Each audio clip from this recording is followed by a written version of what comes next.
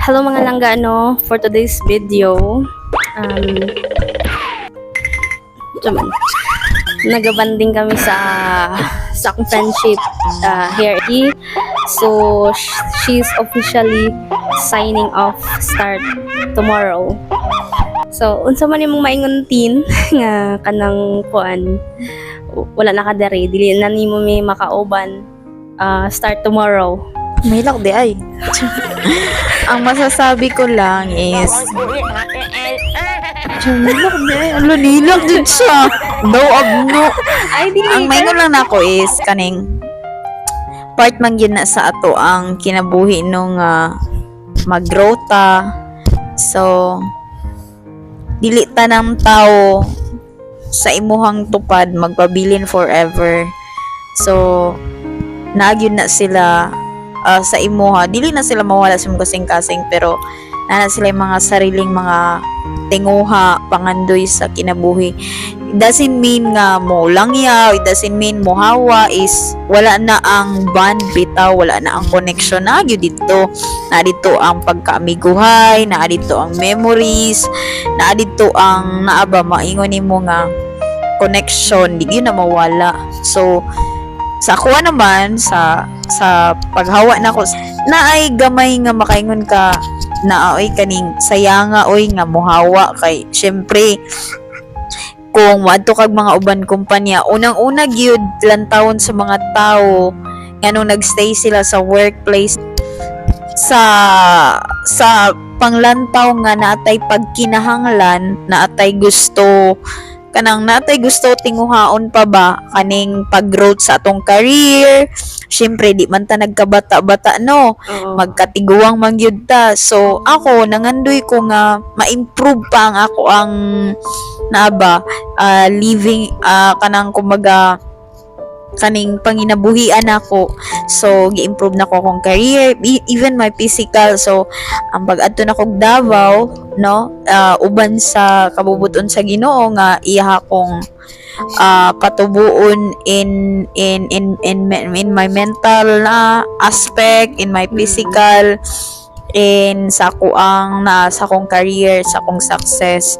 Although my success is, I do believe nga ang success na ako magiging successful sa akong mga kauban kanang mga friendship na ko ba, mga tinuod na akong friendship. So una kay Mimi naman na lang kaning salamat sa imuhang pagka maayong kauban sa trabaho. Di lang siguro kauban sa trabaho kundi i-count gid nako siya as na kaning duol sa kasing-kasing nga amiga ba ana no dili gyud lalim rare gyud sa kinabuhi sa tawo nga makakita kag tawo nga kana bitong makaila nimo biskang kalaban mo biskang mag naa siguro mo maglibakanay ana biskang trabaho is trabaho pero at the end of the day is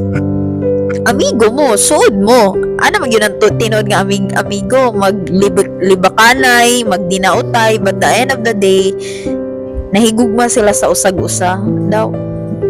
Pero tinood. Na-appreciate ako si Mimi sa iyang gifts, nga lipstick. Pero si Mimi rin yun nakabuhat, ana. Tagaan ko niya lipstick, tagaan ko niya og mug, nga naa dito among pictures. So, every time mga figuro ko, ma-imagine ako iyang dagway. So, gina-treasure na ko ng mga klase nga tao kay rare lang kayo na sa tuwa nung nga makakita tagtao nga mo support sa tuwa. So, maura na. Tony Talks ba ni? Mimi Talks. Mimi Talks. So, para man sa ko, my message for her is, unta nga kanang, mag-amping ka, then,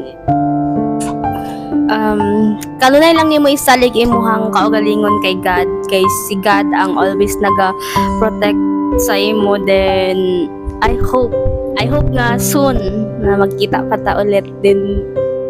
Basta thank you for everything. Thank you for being good friends. So I hope na basta oh my god. Binak di ay. Actually, I'm so happy din. Basta sakit lang din. I hope na maging okay soon. And happy ko nga almost how many years na nagkuyog ta. Then feel ko nga mura tag mga iring og iro. Then sige lang tag-away. Then at the end of the day di ay na ma-realize ni mo na ma-realize ni mo na importante pa siya sa imong kinabuhi as a friend. Ana good. O importante pa siya sa imo as a friend na Sweet. kanang ukuan basta kanang stay ano lang kanang ano basta mo lang to Stay strong. stay strong then amo lang to siya og thank you for everything na kanang gintagaan nimo ko sang mga ano din. Thank you kay kanang katong time nga napakadari. Then ikaw ang nag-protect sa ako at ang marat mo. Oh, sige na, bye-bye. Thank you.